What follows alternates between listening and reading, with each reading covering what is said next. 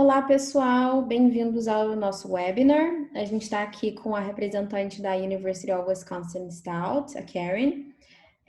Eu sou a Vitória, eu sou orientadora do EducationUSA no Rio. Não sei se vocês estão familiarizados com o EducationUSA, nós somos a fonte oficial sobre estudos nos Estados Unidos. A gente vai ter esse sábado, dia 19, a EducationUSA Virtual Fair, que é uma feira com 100 universidades americanas. Então, acompanhe nossas redes sociais, nosso site educationusa.org.br para ver todas as informações. Todas as perguntas que vocês tiverem podem ir mandando no chat, a Karen vai respondendo e também no final. Karen, it's your turn. Great, thank you. Hello, everyone. I hope you're all doing well today. So I'm just going to talk to you, a little bit about applying to some selective universities in the U.S. as an international counselor who works in admissions. I want to give you some advice on how you can really make your application strong and really make yourself become competitive in these selective universities. Okay. So first, kind of want to figure out why are universities, why are some selective?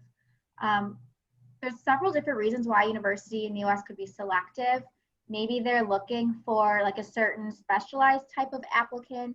So like Juilliard in the US, that university is looking for students who excel in music or theater, because it is a music school. So we, maybe looking for types like that. We also, maybe some are just looking for students who have great credentials and are really great students.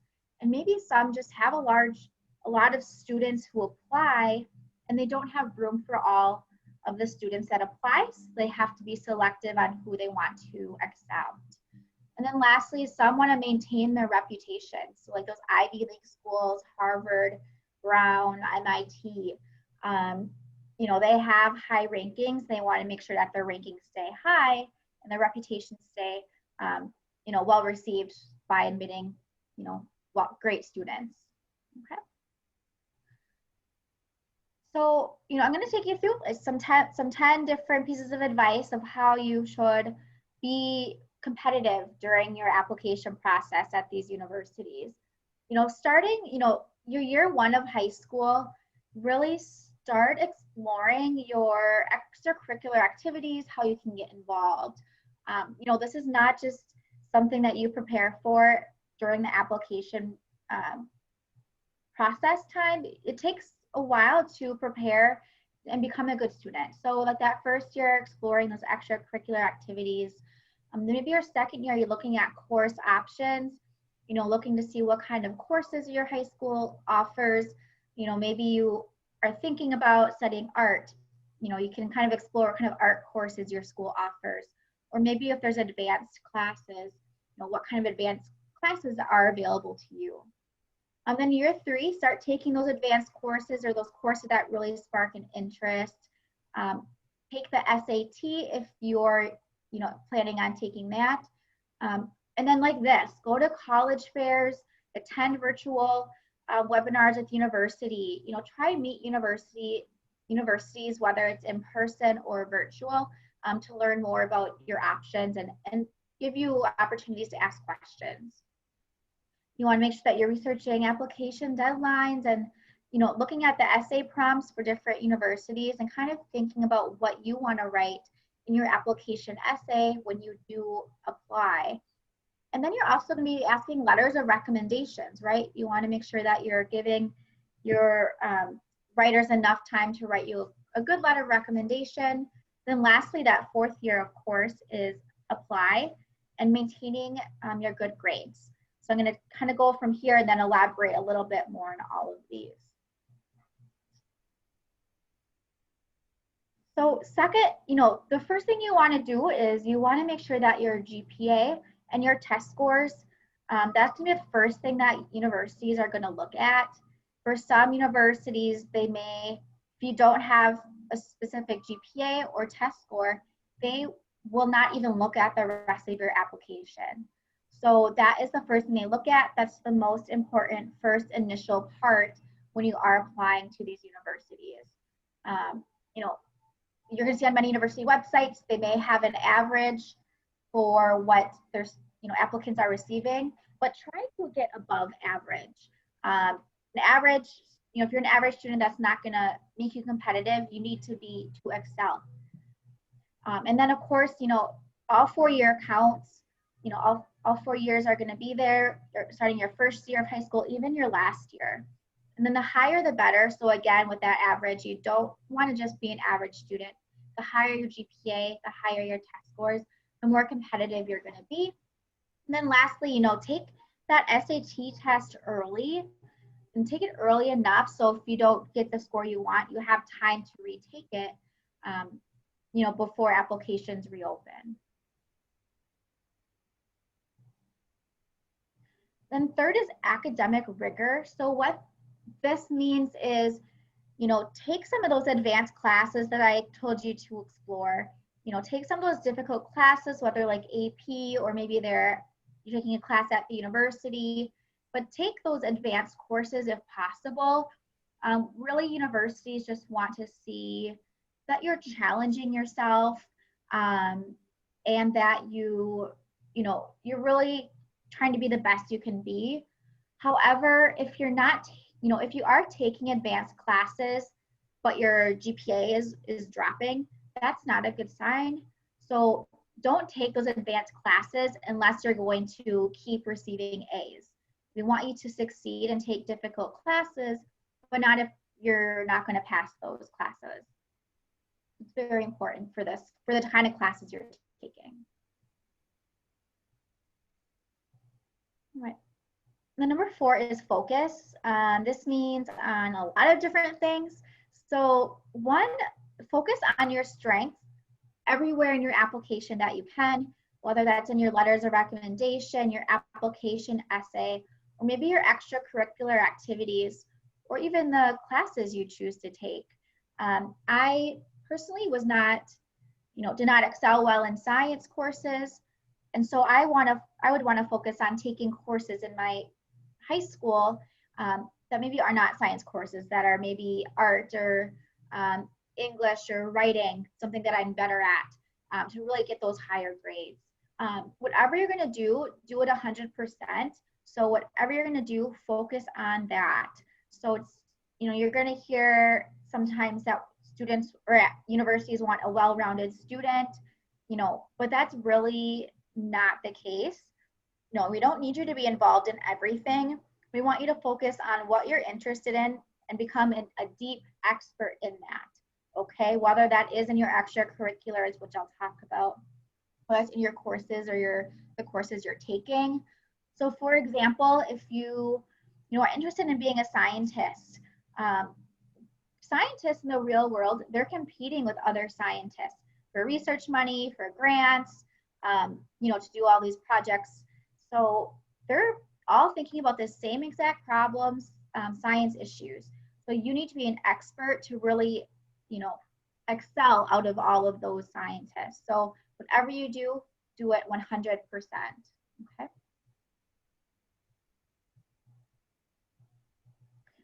So extracurricular activities, I really want to emphasize. Once you've kind of passed that academics and the test score review from universities, they're also going to really want to see extracurricular activities. Now, as I just mentioned on my previous slide, you don't have to be well-rounded. You do not have to be involved in all of these activities to be a good student, right? So we just want you to show excellence in maybe 1, 2, or 3 extracurricular activities.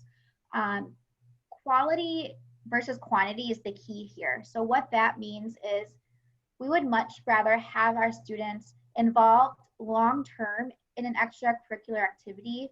Maybe you're interested in psychology, so maybe you're part of a psychology club, or you volunteer in the community, and that's something related to what you want to study. We would much rather have you be doing that same activity, extracurricular, for 3 or 4 years, instead of you being involved 2 months volunteering, maybe 5 months, in a sport, 3 months doing theater. We don't want you to do a whole bunch of things. We want you to really focus on what you're passionate about and really deeply get involved in that activity. This is really going to help demonstrate to us, that you have a passion and drive for a specific field or specific business or maybe nonprofit organizations.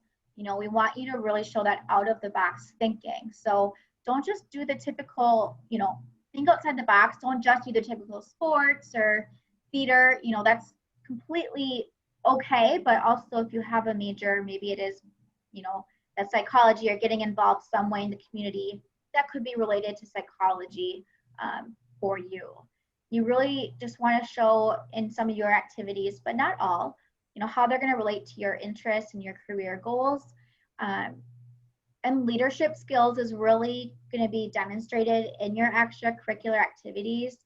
So the longer you're involved in something, the more you can probably move up the ladder and get leadership roles or, really gain those leadership skills. So that's really why we want our students being involved long term in these activities, because we want to see that you can be a leader, you're capable of managing, a group of people or an organization, because that is really going to let us know that you can be a leader at the university and that you really can contribute to our university if you were accepted. Okay, I hope that makes sense. All right, so number 6 is your future goals. Everyone's going to university because they have a future goal in mind. Maybe some are very specific, maybe some are very generic, but either way, we want you to really talk to us about, your goals. We want to know what your career or lifelong goals are. Maybe, for example, I have maybe you dream of winning the Nobel Prize. So that's why you want to study science. Maybe you have something very specific you want to study in science. Maybe it's genetics and is for genetics in a zebrafish, or genetics in, something that's extinct. Anything like that, it could be something very specific, or just that you want to become a deep expert in science and win a Nobel Prize. But either way, we want to know what your goals are.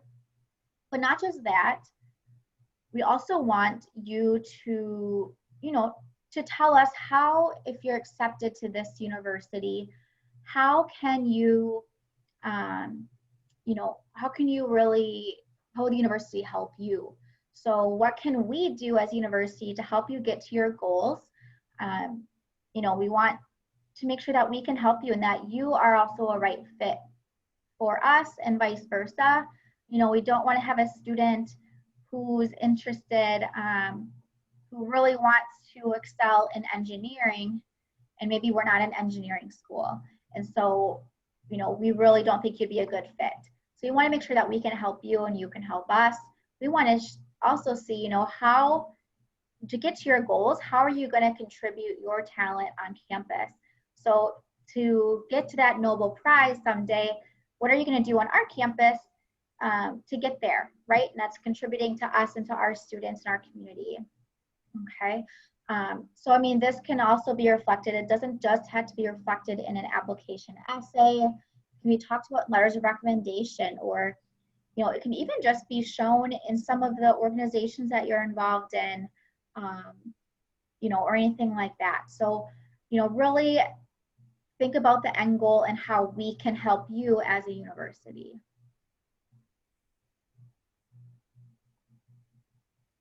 Okay. Now, personal statements and essays, this is a really big, really important part of the application. This kind of leaves you very open to write about what you want to. But the first is obvious, right? Is to brag about yourself. I know it can feel very odd sometimes just talking about yourself, but this is really a place where you're gonna want to brag and talk about how great you are and your strengths, and brag about everything that you've done so far and succeeded in. And you also want to convey your voice. So what this means is everywhere else in the application, we're going to see your grades, your test scores, but those are all really just numbers or just facts and data. they say nothing about you as a person, and we don't know who you are. So this is a great place to learn about you as a person and not focus on academics as much. Okay, so I've seen students here get very creative in how they talk. Maybe they've talked about a struggle in the past and how that's helped them get to where they are, or maybe they talk about, you know, under an issue that's going on in their community and why they want to go to university and help contribute back to the community after they graduate. It can really be anything and everything. So, you know, in this essay, you're going to want to talk about, like I've mentioned so far, you know, talk about your interests that you have, whether it's academically or, you know, or outside of academics, your goals and past activities. So I talked about leadership. So talk about maybe how you've been a leader or demonstrate that. But you really want to talk about your involvement and what you've done to help prepare you for university and prepare you for your future. And as I mentioned, you know, we do want you guys to make sure that we're a good fit for you. So you also want to talk about how, you know, how will you contribute to the campus community? You know, what do you want to do on campus? Maybe you've looked on the university website, maybe you've seen a list of their extracurricular clubs and organizations, and there's a few that really interest you. Name them out very specifically. You know, that shows that you've also researched our website. So, you know, really want to talk about specifically how you want to contribute to the university that you're applying to. And so this is why, you know, make sure you are not using the same exact essay in every university application. They all should, you can use the same outline, but you may have to change some things depending on the essay prompt. You know, but this is also, I'm talking about bragging about yourself and all this, but I also highly recommend, you know, talking about some discrepancies that are in your application. So discrepancies, talking about your weaknesses, or maybe you did not get a high SAT score, or your grades are not very high, but you still got past the application stage. But maybe talk about something that you maybe didn't do so well in. You know, we like to see that our students are acknowledging that. You know, we really want to make sure that, you know, if there's a weakness on your application, we know why. We know if it's out of your control. So, like for example, I can say just with COVID going on, you know, many students were not able to really get involved in extracurricular activities this past summer. Maybe, you know, we understand that, but maybe you want to talk about what your plans were, you know, to do, and, you know, why that was not able to get accomplished. Or maybe you're not a great test taker. You know, maybe talk about, you know, explain that you're not a great test taker, but you've exceeded and excelled in your school, you know, on your school academics and extracurriculars to make up for that. So even if you have a weakness anywhere on your application, you should address it. We appreciate that more than just trying to ignore it. Okay, and then proofread. This probably seems very obvious, but there's so many application essays that I've read where I can tell that the student wrote it, you know, within 5 minutes. I can tell that they did not go back and reread it. You know, some, you know, make sure that you're proofreading. I've had some students apply to UW Stout, but their essay has a different university name in it. You know, little things like that. So, you know, I really want you guys to make sure that you're proofreading and maybe having someone else read it if possible, just to make sure that there are no mistakes. Those are very little things, but, you know, that's just one less thing for you to worry about. Okay. Awesome. Then we have letters of recommendation. So, you know, in the beginning, I talked about maybe that year 3, start thinking of who's going to write your letter of recommendation. But really, the second you start high school, you should be thinking about who's going to write your letter of recommendation. You know, so that's why, you know, depending on what year you are in now, to make sure to start really paying attention, making sure you're doing well in class, meeting with the professors, with your teachers, and getting to know them, because that, you know, so then when you do get to having to ask someone to write you a letter of recommendation, you have options. So these letters of recommendations, they do not all have to come from professors. right? So they can be coaches, they can be maybe someone, maybe your supervisor in one of your extracurricular activities. They can be a teacher, but really anything besides family. But we really want it to be highly, something that's, going to be a great letter of recommendation. So when you are thinking about who to write your letter, one, they should be highly specific about you. So, we don't want just like some generic letter of recommendation. We really want, this person to talk about how you've added to the classroom experience, how you've challenged yourself, how you've really made yourself stand out in the class or their classes or extracurricular. And we'd always like to see maybe, sometimes they have an example of how you've done well in their class or a leadership role that you've shown on a project, any way that they can be really specific to you. That's really great. So we know that these teachers are not just using the same generic letter for every student. We want it to seem genuine. Okay. So then also ask early. So do not, if you're applying for, essay or universities like this year, if you have not asked them already, you should ask now. Because many of you will be may ask the same person to write your letters of recommendation, and they need time. They need time to write it. They're also teaching or doing their job, and maybe they're writing multiple letters. So really ask as early as possible. Some students will ask the end of their third year of high school just to say, just so you know, I'm hoping to ask you next year to write me a letter of recommendation when I apply, just so they're aware. And maybe since they have the summer of no teaching, they would prefer to write it then when they have more time. So you can always ask early. If they tell you to wait till later to ask, that's fine. At least you've asked and they are aware that they are going to want you to write a letter. And something to do with letters of recommendations, once you do have, a few people who are going to write you a letter of recommendation, send them a fact sheet about you, right? So they only know, what you've done in class. They may not know everything about you, or maybe they just have so many classes, they cannot remember specific projects that you've done. So maybe come up with just a, document on Word or on a piece of paper, write it down. Just a list of, activities that you've been involved in throughout your time in high school, maybe class projects that you've done for their class, or, something that you've been really proud of in their class. Talk about your accomplishments and what you're involved in. Then also, you are going to want to make sure that you have a list of what universities you're applying to, then, what major you're applying for. The more they know about you, the more information they have to write you a letter, okay? All right, so university interviews. Many of those selective universities are going to have a university interview typically after they've reviewed the initial application and reviewed everything else I talked about already. So university interview, each one's can be very different, but this, like I said in the application essay, this is also a great place for you to convey your voice and show more of your personality.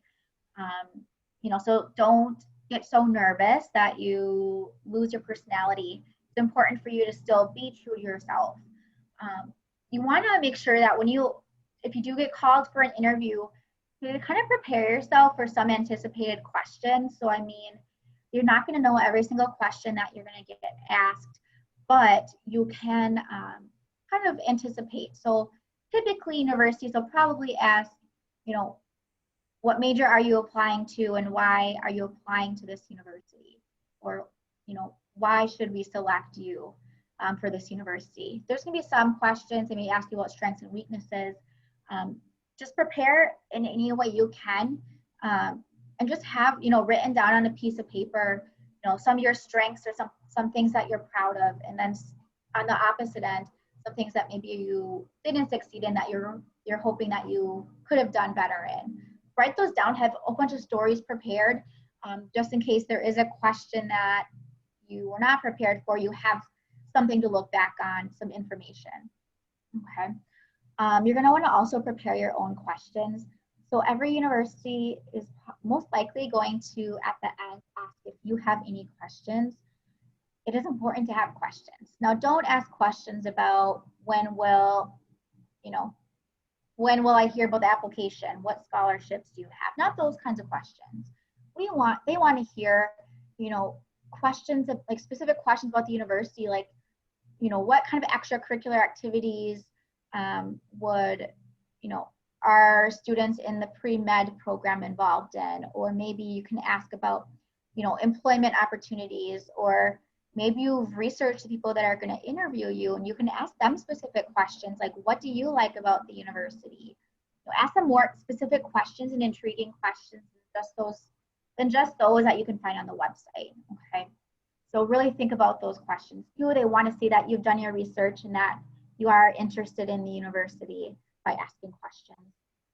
You're also going to want to practice with others. It can be very nerve-wracking, I understand that, but you're going to want to practice, whether it's with a friend, a teacher, a family member. You're going to want to practice, with others, just to feel comfortable talking about yourself and kind of really thinking about what you want to say.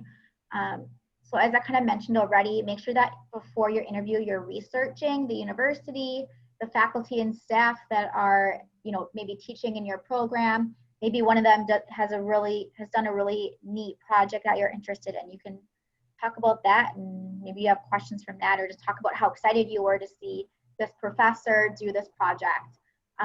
Just make sure that you've done your research, okay? The more the better. Then, of course, obviously, show up on time, show up early if possible. And if you are doing a virtual, interview, make sure, test your internet connection. It can seem really silly, but test your connection. Make sure that there's no one around. Maybe go in a room where you can shut the door. You do not want any distractions whatsoever, and you really want to make sure you have a good internet connection. Okay. Then lastly is applying for early decision or early action. Many of these selective universities are going to have one of these options where you can get admitted before the regular application opens. So if you have the high test scores, if you have the high GPA, and you really know that one of these universities you're applying to is where you want to go, I would highly recommend applying for these. So applying early just really shows the university that you are deeply interested in the university and that you really want to genuinely attend that university and be in that program. So that only shows more interest, which is wonderful. So for example, early admission rates can be higher than a regular admission rate. So for example, in 2018, or the class of 2018 at Harvard, they admitted 21% of the early applicants and then only 3% of regular applicants. So that's going to give you a better chance as long as you do have those grades and those test scores right away. So preparing for everything early is really beneficial if you are looking to apply for early decision or action. All right, so a lot of information. We're more than happy to send this presentation out to you if you wanted a review or you joined late, but you are more than welcome to request a copy. I just want to kind of summarize, since that was a lot of information, kind of the 10 tips for applying to a selective university. One, start preparing as early as your freshman year. The earlier the better. It's really going to prepare you in every way possible. The first thing you're going to focus on is those academics. That's the first obstacle to getting past that initial review process at a university. So academics is very important. And then on top of that, if your high school allows it, take courses that are going to challenge you, or at least take courses that are in your field of interest. This whole time you're going to focus on strengths throughout your entire application. Focus on those strengths and what you're good at and what your interests are. And by doing that, making sure you're communicating about your future goals and how a university can contribute to you reaching those goals. Personal statements, and essays are a great way to to voice, you know, your strengths and really convey your own voice and show who you are as a person and not just, you know, another application on their desk. You can also think about now, who's going to write your letter of recommendation? You know, how can you excel in your classes now? Make sure that in the future you will have a great letter of recommendation. The interviews are kind of the end process, the last process, the seal the deal, you know, so really make sure you are, again, showing your personality, talking about your interests, and talking about your strengths and everything I've talked about so far in the last 30 to 45 minutes. Then apply early, of course, is the last one. Okay. So if you guys do have questions, I do have my contact information here as well. Feel free to reach out to me at any time if you have questions, if you'd like a copy of the application. Maybe you have questions about something I talked about here, or just a comment. I'm more than happy to do so. And now we have time for questions. Hi, Karen. We do have some questions on the chat box. Do you want me to read them for you? I can read them since you're kind of in control. Unless there's any in Spanish, then I will need your, or Portuguese, I'll need your help. They're in English. Perfect, thanks guys. So first question, schools here almost always don't have the option to do more advanced classes. Does it help to study at a school that have the same classes or more time on each one? So I would say, you know, if there isn't availability for advanced classes, I understand that. I know the US is very focused on having advanced classes, but I know not every country is like that. But if you are able to even just take courses, maybe they're not advanced, but maybe they're challenging for you. Like for me, statistics. Statistics would be difficult for me, right? Or maybe I'm just taking courses that interest me. So I was not great at science or math. So maybe, you know, I took courses in art. I tried some courses in like writing, you know, public speaking, business. So if you can't take advanced classes, just, you know, kind of explore your different options for what you may be interested in at university. You know, if, you know, that's something then you can also explain in that application essay is, hey, you know, I took all these classes. You know, unfortunately, I did not get the opportunity to take advanced classes due to my high school not offering them, you know, but, you know, I really did challenge myself in the courses that I was able to take. So, you know, that's something that we make sure, you know, you aren't getting, you know, being denied because of that. We want you to be able to explain that to us. Next question is, my GPA does not have very high grades, and I am a student with medium grades. So how can I improve my application to be able to enter university? I always did a lot of extracurricular activities and volunteer work, so can you help?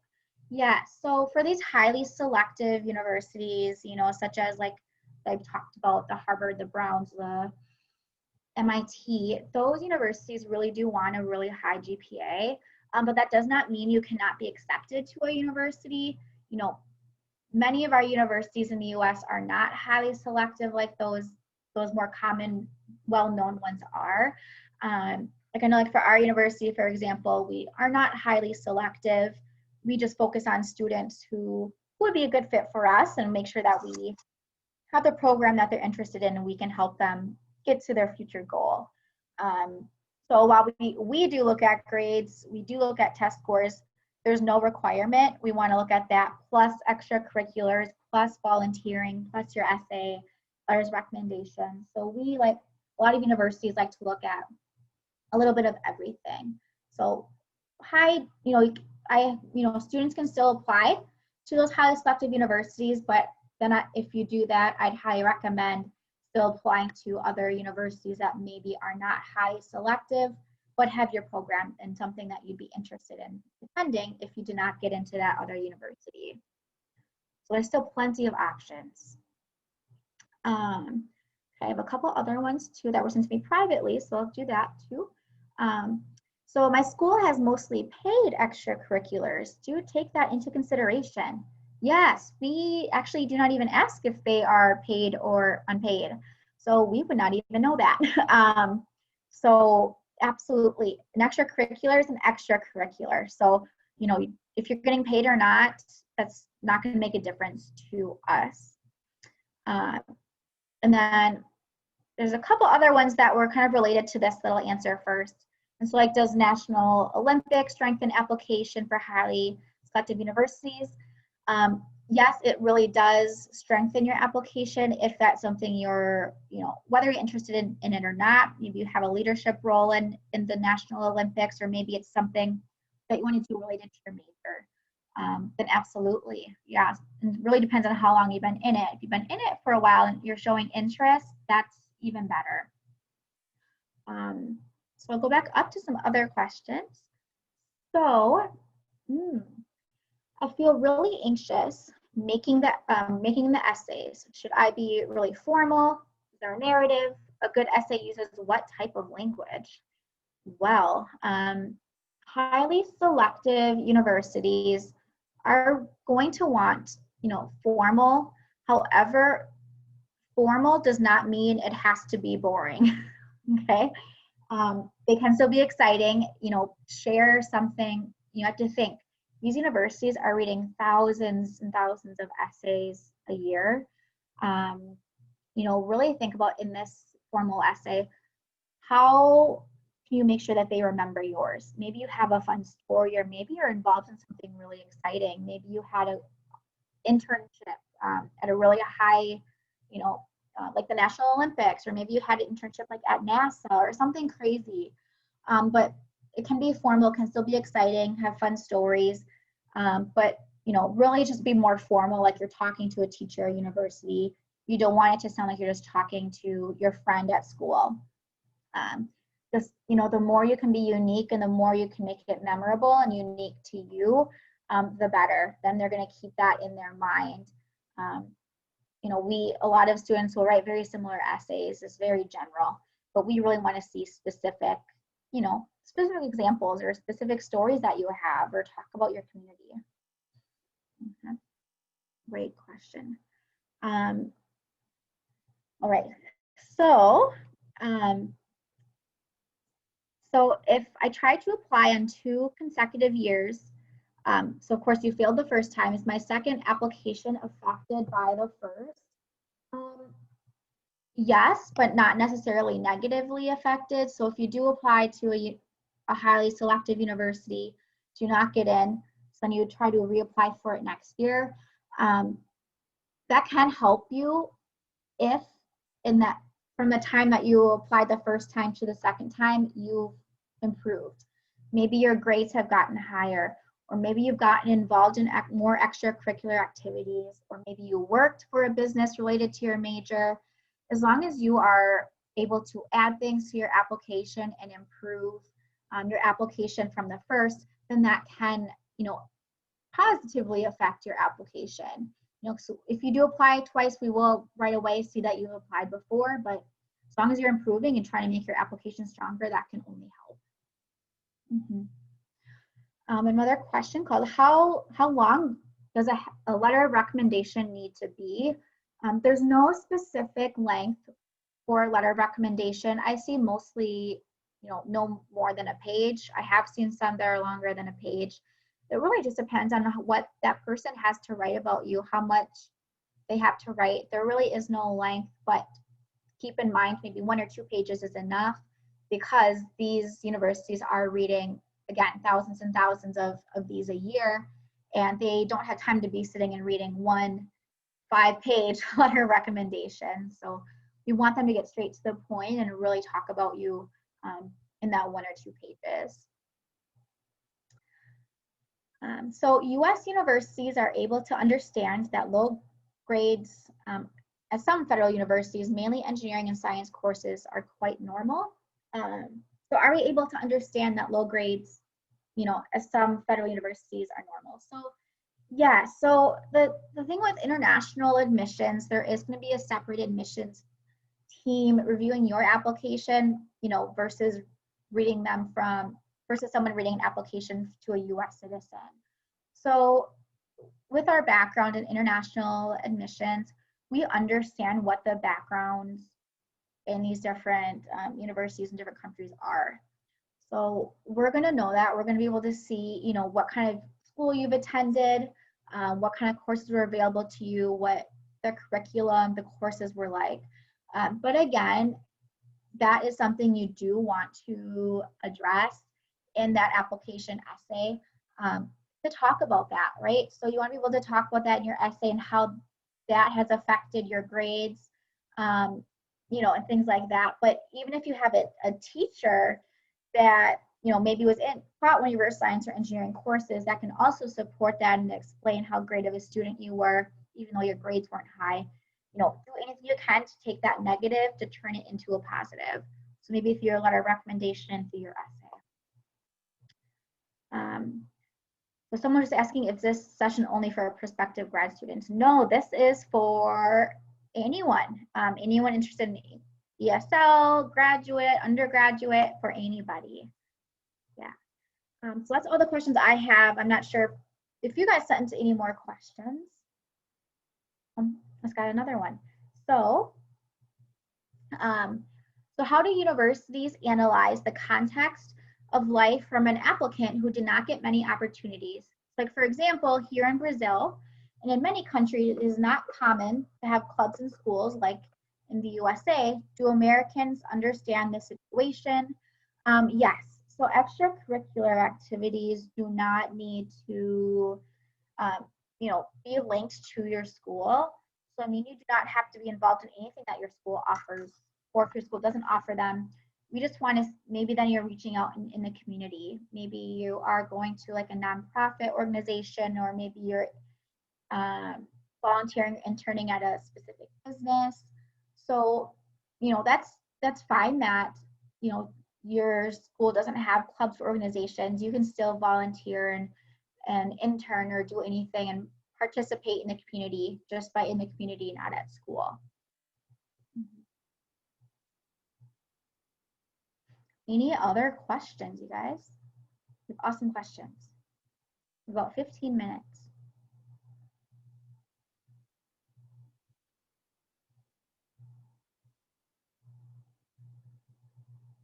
Awesome.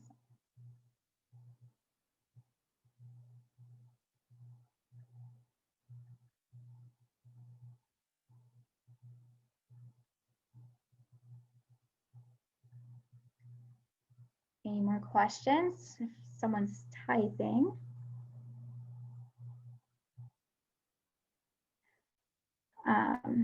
How important is the school profile when reviewing an international student transcript? It's not required, I'll say that. If a school is able to offer a school profile, that is extremely helpful, so we can see where the student falls, you know, in, you know, at their school. So looking at like where their ranking is at the school and what's offered in the average, maybe SAT score, average GPA. It is really nice to see where you compare to all the other students at your high school. It's not required, but it also gives us a better understanding of your school and what they offer and where our you know, where our students are.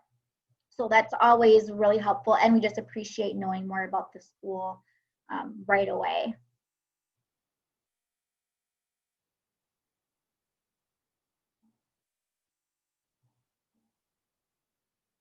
Any other questions? You guys have awesome questions, so thank you for asking them.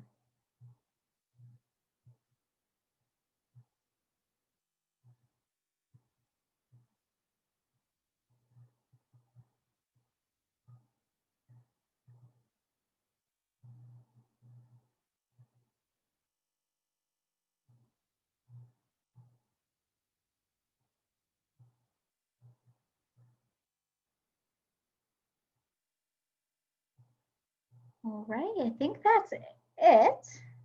Unless someone's typing, but hurry up and type.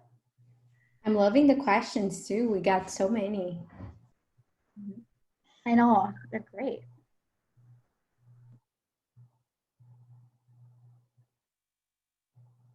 Yeah, and if you guys have more later on, feel free to email me or send me a WhatsApp. just gotta say, hey, I was in your recent Education USA webinar today. I had some more questions. I'm more than happy to either set up another video conference with you guys or just email you back, or depending on how many questions you guys had.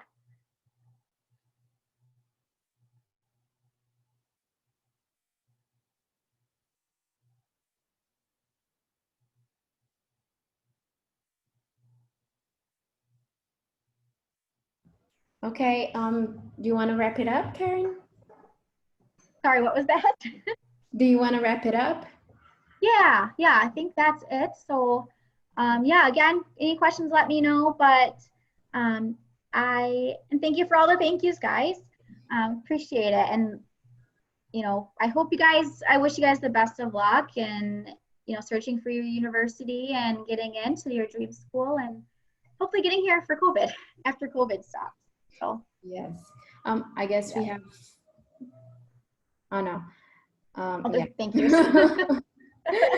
Just thank you. I'm gonna say thank you too for this very informative webinar.